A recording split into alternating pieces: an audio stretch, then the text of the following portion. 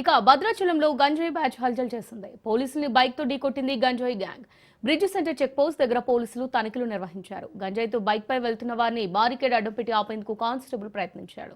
Barricade ను ఢీకొట్టి పరారైంది గంజాయి బ్యాచ్. కానిస్టేబుల్ రోడ్డుపై పడిపోవడంతో గాయాలయ్యాయి.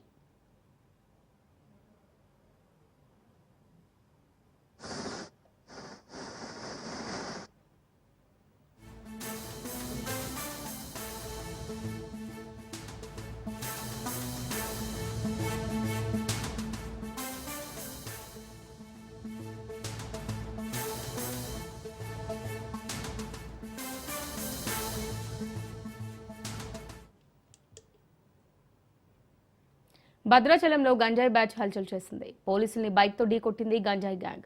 బ్రిడ్జ్ సెంటర్ చెక్ పోస్ట్ దగ్గర పోలీసులు తనిఖీలు నిర్వహించారు. గంజాయితో బైక్ పై వెళ్తున్న వారిని బారికేడ్ అడ్డం పెట్టి ఆపేందుకు కానిస్టేబుల్ ప్రయత్నించాడు.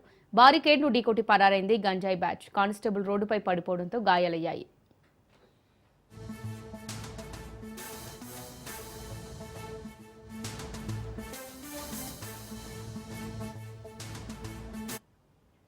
రైట్ గా దీనికి సంబంధించి మరిన్ని డీటెయిల్స్ మా రిపోర్టర్ ఉపేందర్ అందిస్తారు. ఉపేందర్, సామాన్లు ఇప్పటికే ఇటు భద్రాచలం ఏరియా నుంచి కూడా అటు వివిధ రాష్ట్రాలకు కూడా గంజాయిని తరలిస్తున్న బ్యాచ్ కూడా రెచ్చిపోతున్న పరిస్థితి కనిపిస్తుంది. ప్రధానంగా ఒడిశా, ఛత్తీస్గఢ్ వైపు నుంచి ఇటు భద్రాచలం మీదుగా కూడా గంజాయిని హైదరాబాద్ తరలించేందుకు అటు మహారాష్ట్ర ప్రాంతాలకు కూడా సరఫరా చేస్తున్నట్టు తెలుస్తుంది. అయితే ఈ గంజాయి అక్రమ రవాణాదారులు అడ్డుకునేందుకు అటు భద్రాచలం అంటే భద్రాద్రి కొత్తగూడెం జిల్లా ఎస్పీ రోహిత్ రాజు ప్రత్యేకంగా ఇప్పటికే అటు పలు ప్రాంతాల్లో కూడా అంటే చెక్ పోస్ట్ ను కూడా ఏర్పాటు చేశారు. అయితే నిన్న ఏదైతే భద్రాచలం 24 గంటల పాటు ఈ చెక్ పోస్ట్ ను కూడా ఏర్పాటు చేసిన నేపథ్యంలో నిన్న ముగ్గురు యువకులు ఒక ద్విచక్ర వాహనంపై గంజాయిని తరలిస్తూ బ్రిడ్జి చెక్ పోస్ట్ వద్ద కూడా ద్విచక్ర వాహనం ఆపకుండా పారిపోయారు. ఇక వాహనాన్ని ఆపడానికి ప్రయత్నించినటువంటి పోలీసు ద్విచక్ర వాహనంతో పాటు ఢీకొట్టడం, అతను స్వల్పంగా గాయపడటం కూడా జరిగింది. ఇక కానిస్టేబుల్ అంటే అప్రమత్తతో కూడా ఎమ్మటే అతను పక్కకు జరగడంతో ఈ ప్రమాదం అయితే జరిగింది. దీంతో వెంటనే అటు పోలీసులు కూడా అప్రమత్తమయ్యారు. అక్కడికే రహదారిపై కూడా కానిస్టేబుల్ పడిపోవడంతో స్వల్ప గాయాలైన పరిస్థితి కనిపిస్తుంది. ఇక దీన్ని అటు ఎన్ఫోర్స్మెంట్,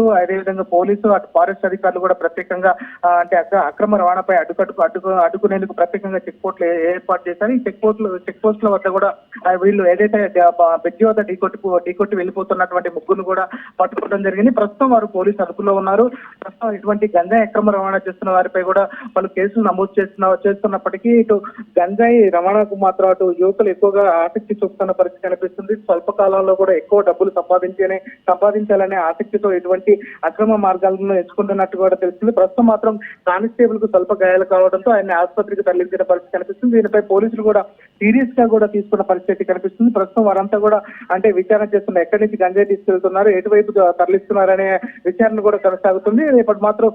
రేపు ఉదయం మాత్రం ప్రెస్ మీట్ లో పూర్తి వివరాలు వెల్లడిస్తామని చెప్పేసి అటు ఎస్పీ కూడా చెప్తున్న పరిస్థితి కనిపిస్తుంది.